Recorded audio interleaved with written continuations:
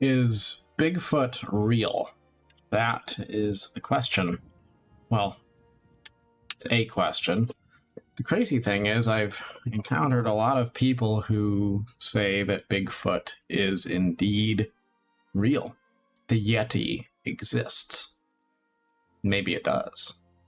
Maybe somewhere in the mountains of the Olympic Peninsula and the Pacific Northwest, there is indeed the Sasquatch running around somewhere out there. The point of the video, though, is the question of what role reason and truth plays in our lives. I find that there's a lot of people who believe in lies. Or maybe they aren't lies. Maybe they're just something in the realm of the unproven. Maybe it's religion. Maybe it's something that we have faith in. And there's nothing wrong with that. To the contrary, I think healthy imagination is beautiful and important in our lives. But there's something unsettling about the human desire for self-deception. It seems like people who believe in things often don't think about the truth of a matter. They believe in their interpretation, not as a way to fill in the blanks, but as a way to avoid facing the reality of how things work. Now, I like to go down the rabbit hole of theoretical explanations of how time works and how the cosmos is stitched together.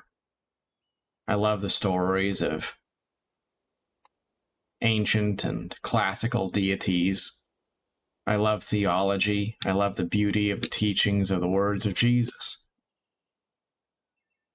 But there's also a place for acknowledging that in our universe as we know it, in the world as we understand it, there is such a thing as truth and falsehood.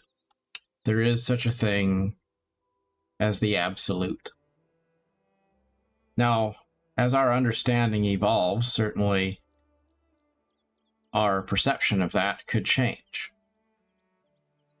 But if you try to say that gravity is subjective and it doesn't really necessarily exist, well, maybe that's true. Maybe it's true in the sense that there's a certain abstractness to the way we interpret and interface with our existence.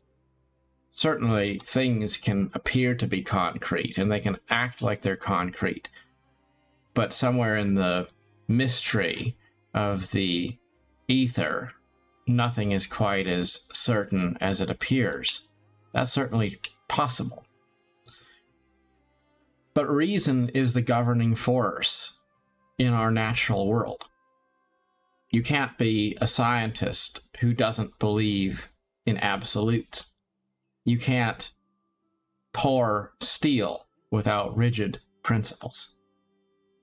And so even though it's fun to explore theoretical things, to be open to the beauty of fantasy, it's also important to stay grounded in that which is conventionally true. You see, I can say that something should be a certain way, or I can say that in theory I spiritually see it a certain way. But if you're hiking, you're going to want to pull out your compass, and you're going to want to follow true north. Or at least know that when the needle points, it's pointing to something specific, not something abstract. When we start to try to interpret a physical world through abstracts, when we stop believing that truth can be a reasonable thing to govern us, and we start wanting to believe in fiction more than in truth, when we are more interested in our interpretation of something than we are in the reality of it, when we would always rather believe a convenient lie or an intriguing but unproven mystery than to entertain the idea or the notion of something which is fact-based and grounded in reality. Whether you're talking about a religious belief or a belief in Bigfoot, doesn't really matter what we're talking about. Life should be based on the belief that there is such a thing as truth, that truth matters, and that is how we will govern our lives and our decisions. I'm reminded of the Christian Scientists. They believe, I understand, that sickness is purely a thing of imagination. So if you're sick, that's because you maybe lack spiritual wholeness. You should just think your way out of it, basically. Well, that's folly. Is it possible that somewhere in the gray area, when we think positively, it impacts our life in a positive way? Is it possible that we will be healthier if we embrace joy in our lives more, or connection with others, or spiritual peace? Certainly, I believe that that's a reasonable thing to say. But is it reasonable to say that if you are deathly sick, you're not going to go to the doctor because you should use the power of your mind to think your way out of it? That would be folly. I think we live in a time where we have an unprecedented amount of access to truth. If you want to fact check something or research something, the layman has more tools than historically has ever been the case in centuries past to be able to find the truth of a thing.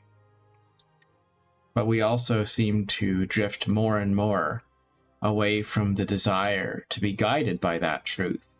We'd rather believe in things that we make up or things that we're told by some charlatan than to accept that life is based on concrete reality.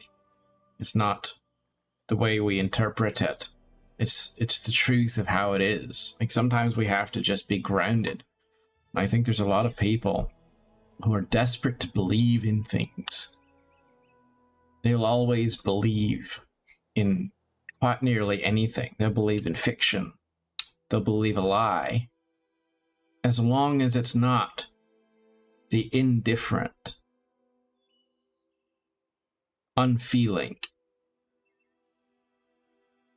impartial voice of truth. You see, it's always pleasant to embrace some sort of a comforting lie, something that in some way validates what we want to hear. But that's not really what we need. What we need is the boldness to look into life's face directly, to say there's things we don't know, and we aren't going to pretend that we know what we don't. And there's some things we do know, and no matter how inconvenient it is to face those things, we're going to face them, and we're going to be honest with ourselves about them. Wisdom is all about embracing the humility of the unknown and being bold enough to face the inconvenience of things which are known that don't necessarily align with what we've believed in the past or what we wish for. When you combine a sort of a love of mythology, a neo-mysticism with the information age, and then you throw as a wild card a bit of artificial intelligence into the mix, sometimes I wonder, where does that put us? What is our trajectory? What are we going to do with this great charge, stewardship that we've been given? You see, we do have a great charge of stewardship, to be able to leave this world better than we found it, to be able to impart tools for future generations which will encourage them and enlighten them and help them to be more wise or more well-informed. Or we can believe comforting lies. We can choose to put blinders on and always embrace something that tells us what we want to hear, instead of something which tells us the truth. Maybe it's your friends who will always be there to say that you're the good guy if you have relationship problems, that will never tell you what you need to hear. They'll always be there to tell you what you want to hear. Or maybe it's that familiar religion that gives you the opportunity to convince yourself that you have all the answers without needing to know anything. Or maybe it's all of those familiar lies that help us to believe that we are the victim, so that we don't really have to take responsibility for any meaningful action. It takes a lot of strength to say that you don't know, because that's a humbling thing to acknowledge.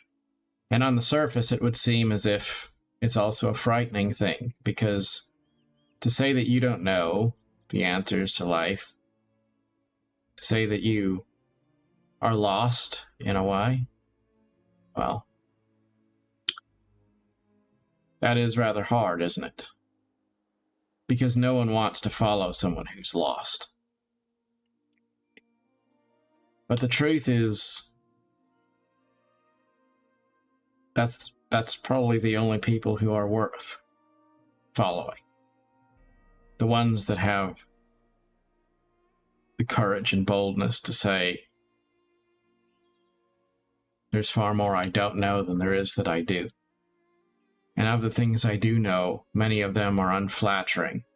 Many of them are things which create more uncertain questions instead of resolving them.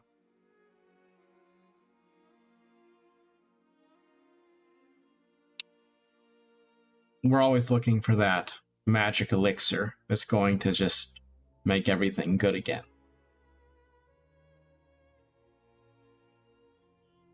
But life doesn't have sure answers. There is no magic ticket to heaven that you can just say, well, I'll believe in this particular thing. I'll sign up for this ethos, this dogma, and then I will have all of the answers in life. There's a lot of things that'll tell you that, whether it's the newest weight loss drug or it's the preacher around the corner.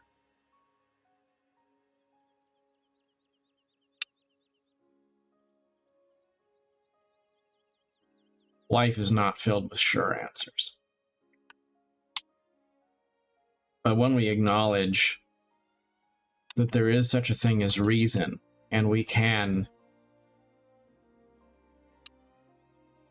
inspect things to see of what sort they are. We can try things by fire. We can face things that we don't want to face. And we can live our life guided by the wisdom of examination and observation and study, instead of living on a basis of believing whatever the newest thing is that's being sold to us. But that's a lonely path. That's why so many people would rather believe in things that they can't prove than to face the reality of their own humanity, their own flaws, their own mysteries.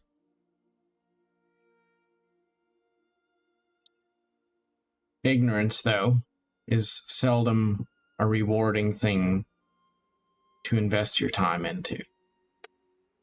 That doesn't mean you should try to know everything. It's just we should understand that the universe is structured in a rational way.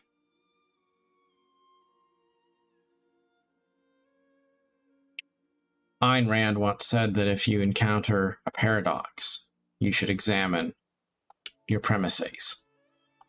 The point being that there is no such thing as something that doesn't make sense. There might be something that doesn't make sense to us, but all things are part of a grand order that exists in perfect harmony since the foundation of time.